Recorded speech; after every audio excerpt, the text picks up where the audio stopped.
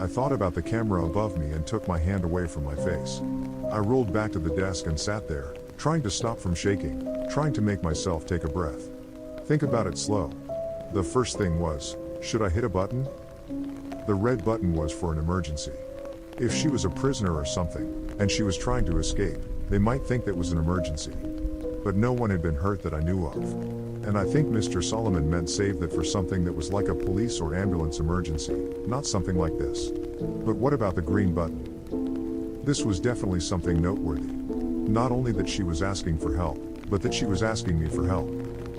I made myself stop for a moment. I couldn't know for sure she was asking me. I had gone to school with several boys named Thomas. It was a common name.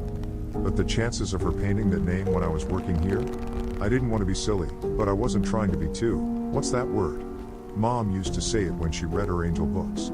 Skeptics. I didn't want to be a skeptic either. I had to believe it was probably meant for me.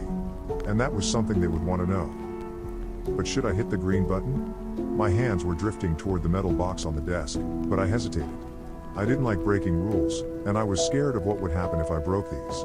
If they really were holding her prisoner, then they were probably very bad people. But I didn't know that.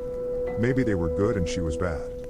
But I looked back at the monitor for the first time since reading the words.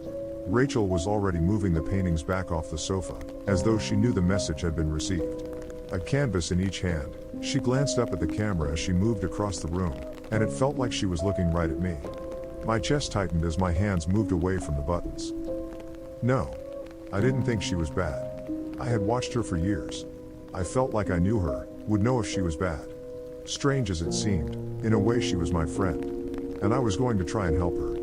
I spent the rest of my shift trying to act normal and think of what to do. I knew whoever else was watching might have noticed the paintings or seen how I acted, but I couldn't worry about that. I would try to play it cool and try to think how I could help her. The only people I had actually met connected to this job were a couple of people when I filled out the papers and then Mr. Solomon when he showed me the model room and told me the job. I had no way of contacting any of them except through the buttons. My checks were deposited electronically and I had never run into anyone else who worked at the surveillance room. That thought made me stop a second. I had always thought it was weird that I never ran into someone when I was coming or going, the person I was taking over for or the person who was taking over for me. I had always figured there must be other people, other surveillance rooms even, and they just scheduled us so we didn't run into each other. And I still thought there were others. Part of why I thought that was because it seemed like I wasn't the only person who used my surveillance room. The water cooler, the toilet paper, the soap, they all seemed to go down faster than I think I was using it by myself. If that was true, maybe I could figure out who they were, and maybe they would be safer to talk to than whoever it was that I worked for. I got off work at 8 that night, and instead of grabbing some food and going home, I drove my car around the block and then parked down the street from the building where I worked. Nothing had changed while I drove around for a minute, no new cars had parked or anything, and if I was right, they didn't send anyone to replace me until they were sure I was gone anyhow. So I sat and waited. I was tired and the street was pretty empty and boring, but I was too excited and scared to fall asleep. Every time a car passed or someone walked down the sidewalk, I tensed. I kept imagining SUV or van pulling up behind me. Men getting out and pulling me from my car, taking me somewhere like where they had Rachel to kill or torture me. Half a dozen times I almost cranked up and drove away, but every time I would think of her alone in that room. She had no one but me to help her, and I had to try. 2 hours later, a fat balding man parked and started heading for the building. As soon as I saw he was able to unlock the door and enter, I opened my car door to go talk to him. Then I stopped. I needed to be smart. I didn't know where they were, but I was sure there were hidden cameras in the locker room and outside the building. If I go running in there and confront that guy, they'll know for sure that I'm up to something. Sighing with frustration, I shut the door back and waited until his shift was over. I considered tailing him like in the movies, but I was scared I would just lose him or he would call someone for help. So I waited until he was walking back to his car after a 6-hour shift, hopefully far enough away that the cameras wouldn't see. And then I met the man I came to know as Charles Jeffries. Hey, man, can I talk to you for a minute? His back was to me and he just waved his hand absently without looking up. Sorry, I don't have any money. Have a good. He froze as he glanced back at me while talking. Oh God. No. You need to get out of here, kid. We aren't allowed to talk. I could tell he was scared, but I couldn't risk letting him go yet, not after all this. I stepped up and pushed the door back shut as he was trying to get into his car. "So you know who I am?" I tried to not sound mean, but I could hear how mad I was in my voice. He yanked at the door again, but I was still holding it, and I was stronger than he was. After a second, weaker tug, he turned around, his face strained and tired looking.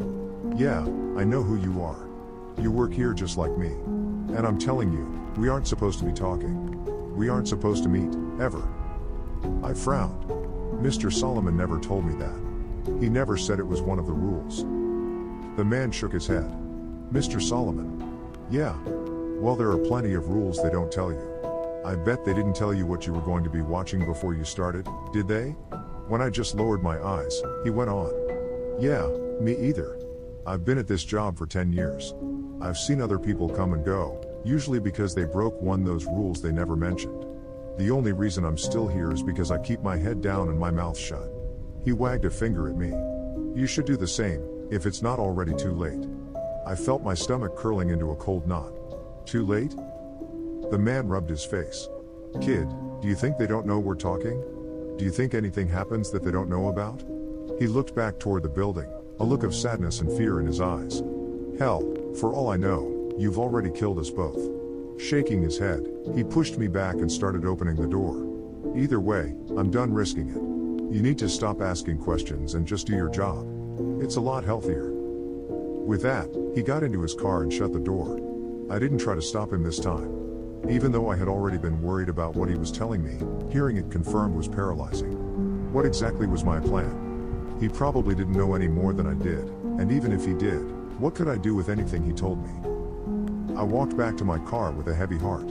I was still afraid, but more than that, I was sad and ashamed. I wanted to help Rachel, but I wasn't sure how. I wasn't giving up, but as I drove back to my apartment, I couldn't think of what I should do next. This wasn't a movie. I wasn't a hero. And the only ideas I had left were to either go to the police, who might be controlled by whoever I worked for, or try to get proof of her being held prisoner myself. As I parked my car and walked into my apartment building, I made a decision. Unless I thought of something better overnight, I would do both ideas. Tomorrow I would break the rule about carrying anything in.